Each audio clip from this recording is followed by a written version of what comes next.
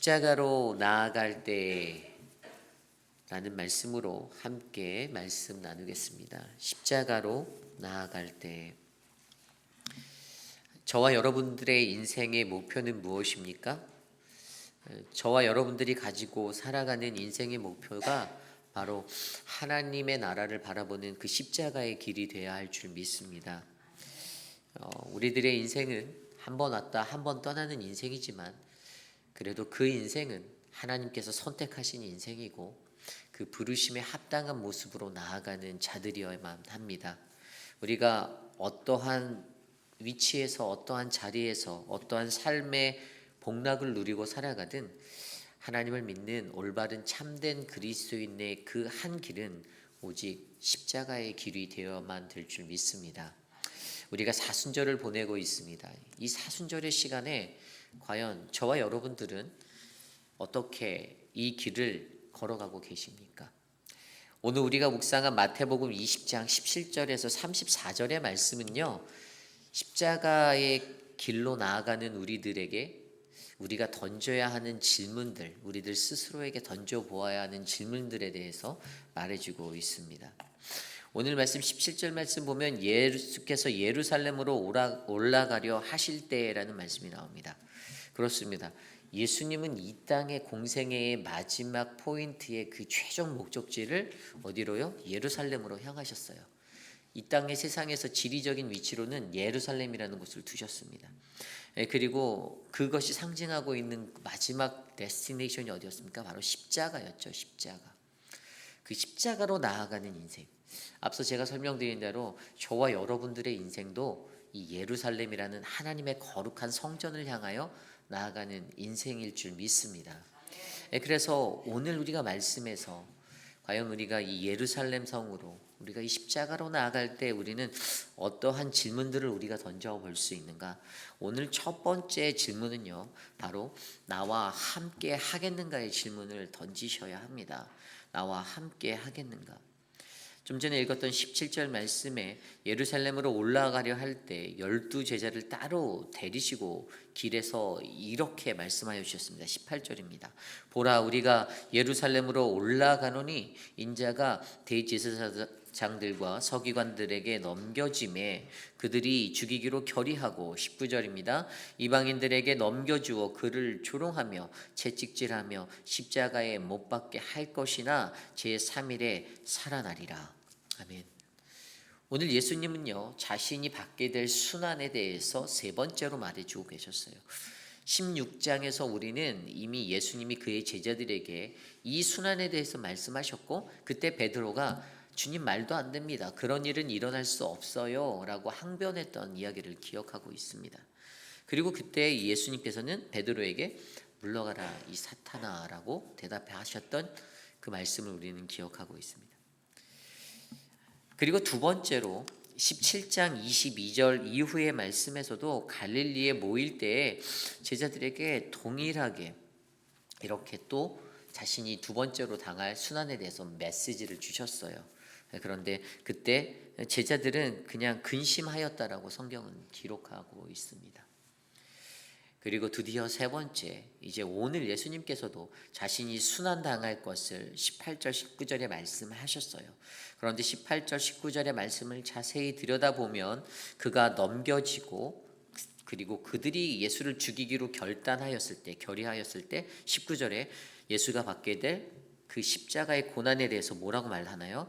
바로 조롱과 채찍질과 죽게 될 것, 십자가에 못 박힐 것, 그리고 부활할 것에 대해서 이야기해 주셨다라는 것입니다. 우리가요, 오늘 이 질문을 왜 예수님께서 제자들에게 던졌는지를 묵상해 보셔야 해요.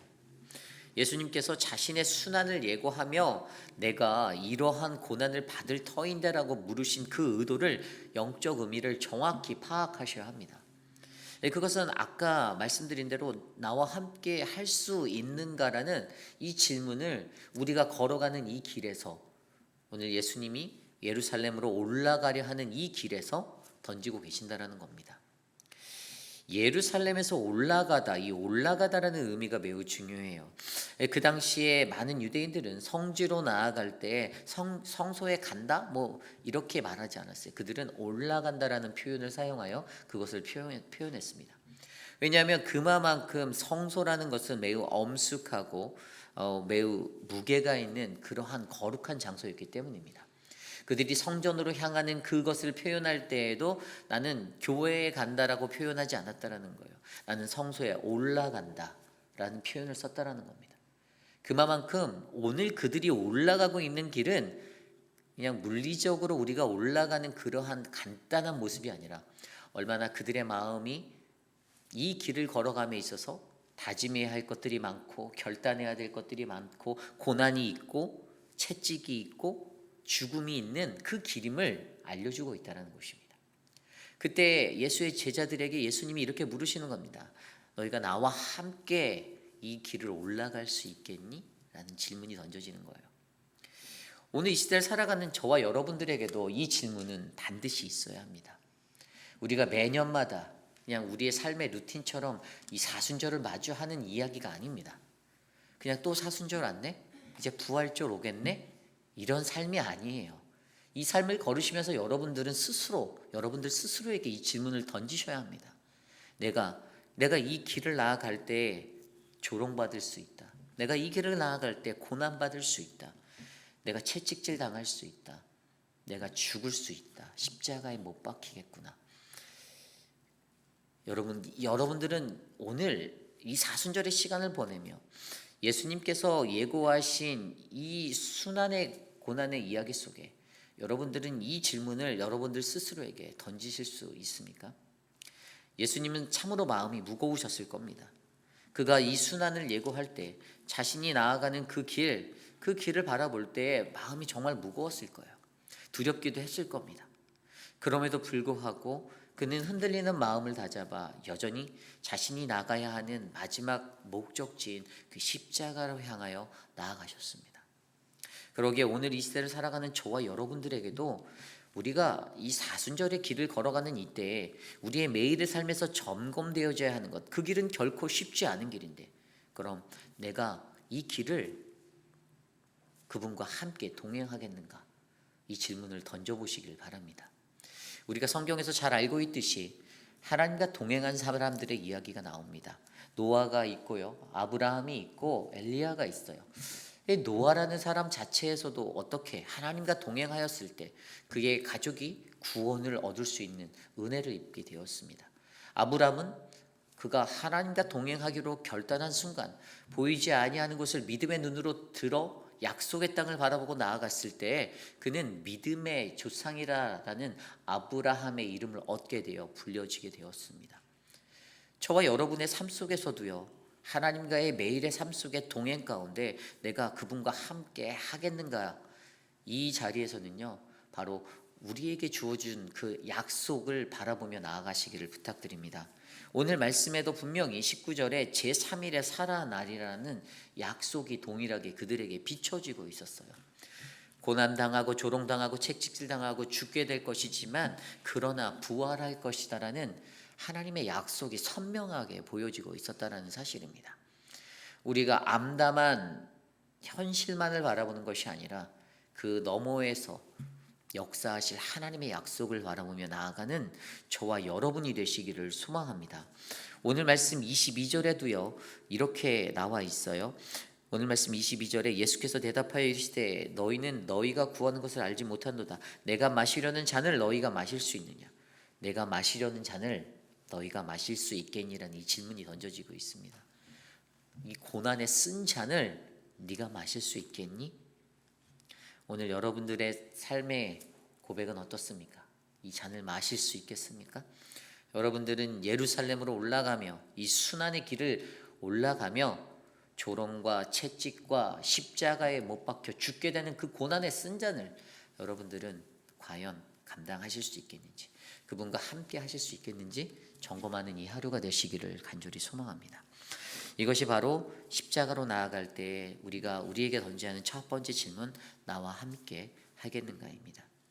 오늘 두 번째로 십자가로 나아갈 때에 우리에게 던져지는 질문은 무엇을 원하는가입니다. 무엇을 원하는가? 오늘 말씀 21절 말씀에 이렇게 나와 있습니다. 예수께서 이르시되 무엇을 원하느냐? 이르되 나의 이 두 아들을 주의 나라에서 하나는 주의 우편에 하나는 주의 좌편에 앉게 하소서. 아멘. 앞선 20절 말씀에 보면 좀 전에 말씀에 이어서 이야기에 이어 그때 세베대의 아들의 어머니가 그 아들들을 데리고 예수께 와서 절하며 무엇을 구하였다라고 설명합니다. 그때라는 것은 예수님이 순환을 예고한 이 앞선 이야기 직후라는 얘기죠. 그런데 그렇게 자신의 길을 얘기했는데 그 길은 고난의 길이다. 난 죽을 수밖에 없다. 그러나 나는 다시 살 것이다 라는 비전을 보여주었음에도 불구하고 인간에게 채워져 있는 것들이 여전히 비워지지 않음을 바라볼 수 있게 합니다. 오늘 여기에 나오는 세베대의 아들의 어머니, 이 사람은 살로메죠. 근데 이 사람이 구하는 게 무엇이었습니까? 구하는 것은 자신의 두 아들, 이 두 아들이 어떻게 해요? 그때 예수께서 이 제국의 모든 것들을 이루셨을 때 당신의 좌편과 우편에 나의 자녀들을 앉게 해달라라고 말씀하고 계십니다. 그의 두 아들이 누굽니까? 요한, 베드로. 이 두 사람 다 자신들이 인생의 말년에는 뭐 전승을 통해서도 그가 순교하였다. 그리고 요한도 가장 먼저 초대교회의 첫 순교자가 되었던 그러한 인생이었잖아요.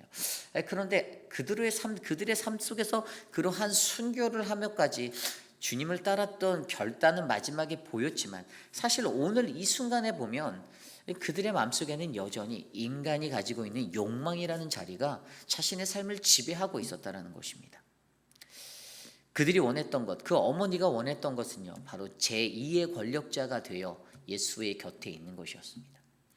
당신이 제국을 뒤집었을 때에 우리가 기다리는 메시아라는 그것이 이루어질 때에 그때 나는 당신의 옆에 가까이 있겠습니다라는 그 욕망을 드러내는 것입니다. 그런데 여러분, 이 욕망이 이 두 사람만의 욕망이었고 이 어머니만의 욕망이었습니까? 아니에요. 오늘 말씀 24절을 보면 열제자가 듣고 그 두 형제에게 대하여 분이 여기거늘이라고 나와 있어요. 여기서 분이 여기다라는 헬라어 단어 아가낙테오라는 단어는 몹시 괴로워하다, 분노하다라는 의미입니다. 왜죠? 그들 안에 있는 시기심과 질투심이 자신을 화나게 하고 분나게 하였던 거예요. 왜냐하면 나도 나머지 10사람의 제자들도 나도 그 자리에 나도 가고 싶은 욕망이 있는데 아니 어머니를 데려와서 청탁을 하는 저 두 제자들 보고 화가 났던 겁니다. 우리 인간은요 누구나 다 이 욕망의 노예로 살고 있는 자들입니다. 자기 안에 늘 욕망이라는 그림자가 그리워져 있을 수밖에 없어요. 지금의 삶에 안주하지 못하고 만족하지 못하고 더 좋은 것들을 원하고 욕심을 내는 게 인간의 모습입니다. 하나를 가졌으면 그것으로 자족하지 못하고 두 개를 가지려 하고 세 개를 가지려 하고 내가 다른 사람보다 더 높은 자리에 가야 하고 그래서 자기 자신을 드러내려고 하고 내가 자랑되려고 하는 게 인간의 욕망이라는 것입니다. 그런데 여기에서 그들에게 던졌던 질문이 무엇을 원하는가라는 질문이었을 때 이 욕망이 드러났잖아요. 오늘 이 시대에 저와 여러분들에게도 우리에게 던져지는 질문은 너희가 무엇을 원하니입니다. 그런데 이것의 영적인 의미는 무엇인지 아십니까? 그것은 바로 너희가 하나님 나라를 제대로 이해하고 있니의 질문이에요. 왜냐하면 그들이 가지고 있지 못한 온전한 하나님 나라, 그 나라에 대한 가치관 때문에 그들은 다른 생각을 합니다. 같은 예루살렘을 바라보고 같이 올라가면서 딴 생각으로 올라가고 있는 거예요. 제자들이 그랬어요. 예수님과 전혀 다른 마음으로 그 길을 걸어 올라가고 있었다라는 것입니다. 왜죠? 그들이 온전한 하나님의 나라를 이해하지 못하기 때문이죠. 그러므로 우리의 성도의 삶 속에서도 우리의 삶에도 이것이 중요합니다. 여러분, 하나님의 나라를 섬기고 주의 백성으로 살아갈 때 그것에 대한 상급은 누가 주시는 겁니까? 상급은 내 공로가 아닙니다. 하나님의 손에 맡겨져 있는 거예요. 23절을 말씀해 보면 이런 말씀이 있죠.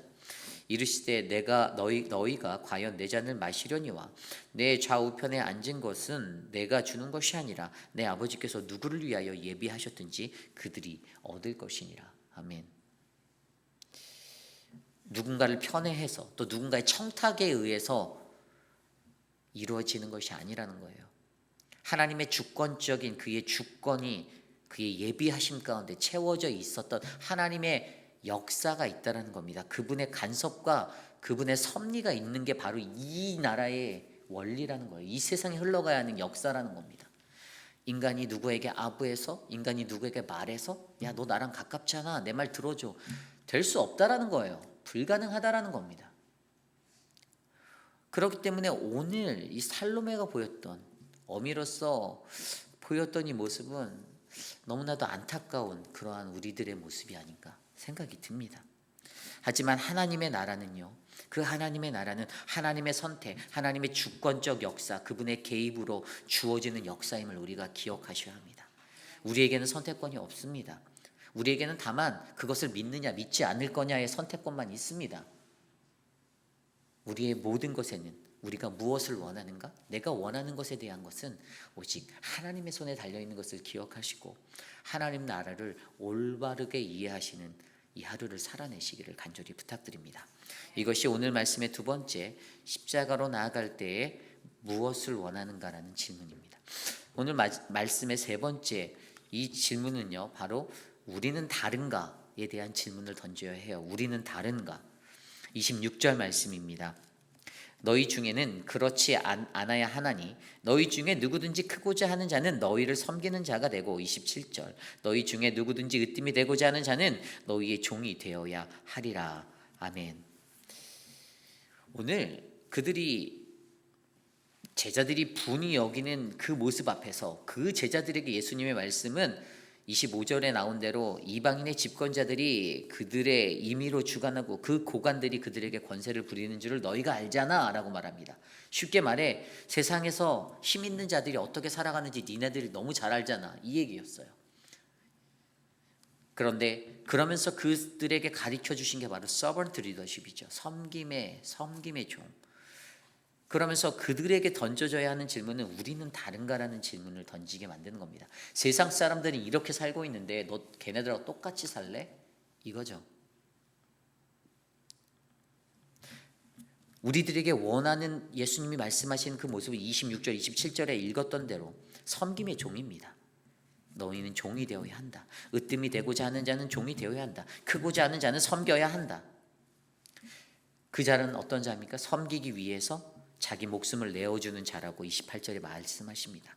인자가 온 것은 섬김을 받으려 함이 아니라 도리어 섬기려 하고 자기 목숨을 많은 사람의 대속물로 주려 함이니라. 아멘. 예수 그리스도를 가장 최고의 섬김의 종으로 묘사하면서 그의 삶을 본받아 어떻게 해요? 다 비우고 너희의 목숨까지도 내어주는 섬김의 종, 그 사람이 되어라. 그런데 우리는 어떻습니까? 우리의 목숨을 내어주길 싫어합니다. 어려워해요. 여러분들 여기서 저를 위해서 대신 죽어주실 수 있는 분이 몇 분이나 계실까요? 웃으시는 거 보니까 없는 것 같아요. 예, 오래오래 만수무강하십시오. 한 분 계시네요. 네, 감사합니다. 아유, 행복합니다. 한 분이라도 있어서.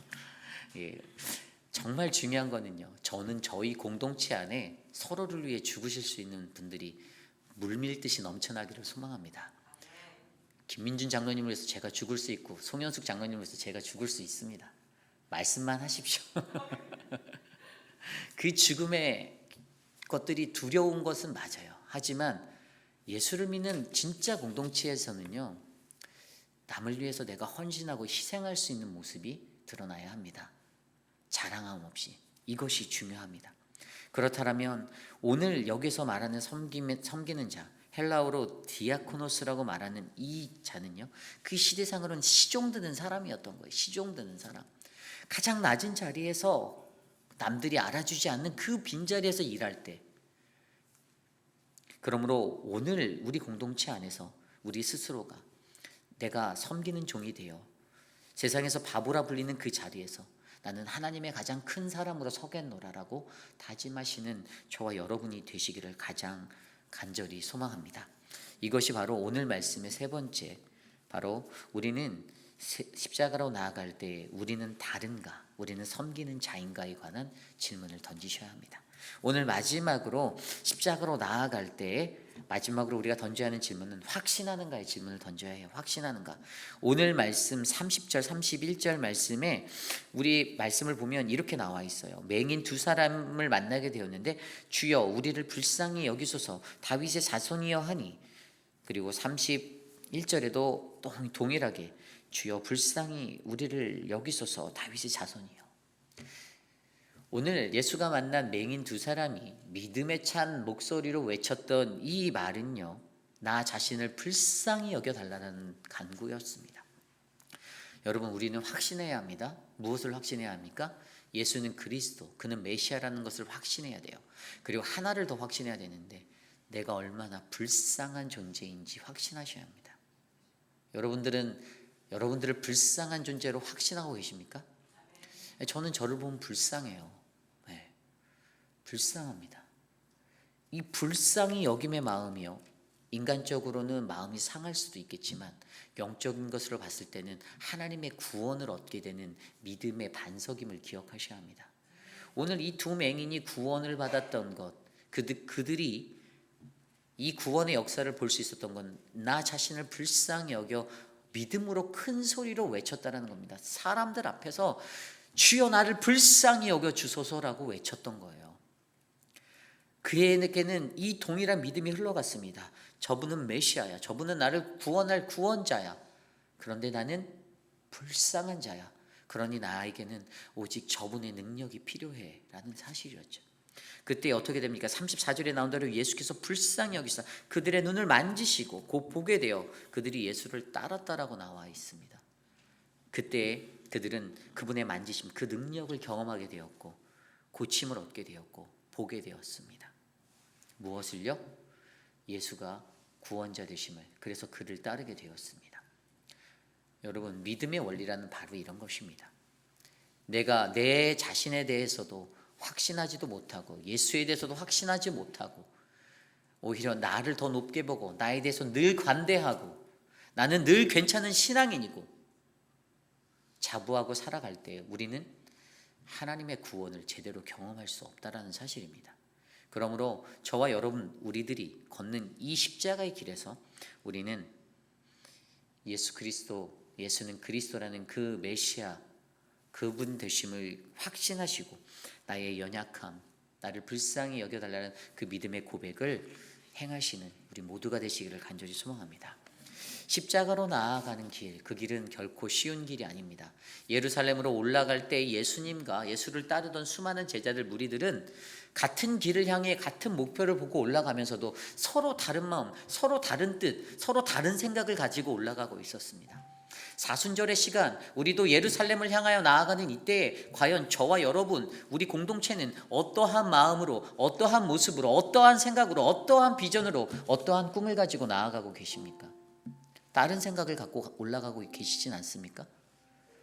예수 그리스도가 걸어가신 그 길은 한 길인데 왜 우리는 또 다른 길을 쳐다보고 또 다른 생각을 하고 자기 생각으로 자신을 사무치게 만들고 왜 그렇게 살고 계십니까? 사순절 이 길을 걸어가는 길에서 묵묵하게 예수님이 가신 그 길, 그 십자가의 길을 묵상하셔서 우리 스스로에게 나와 함께 하겠는가? 우리는 예수와 함께 하겠는가? 나는 무엇을 원하는가? 우리는 그 하나님 나라 온전히 바라보고 있는가? 우리는 다른 사람인가? 나는 섬김의 사람인가? 나는 확신하는가? 예수 그리스도, 그리고 나는 연약한 불쌍히 여김을 받아야 하는 존재로 확신하는가? 이 믿음의 고백을 나누시는 저와 여러분 되시기를 간절히 소망합니다. 이것을 위해 함께 기도합니다. 하나님, 나와 함께하여 주십시오. 도와주십시오. 함께 기도합니다.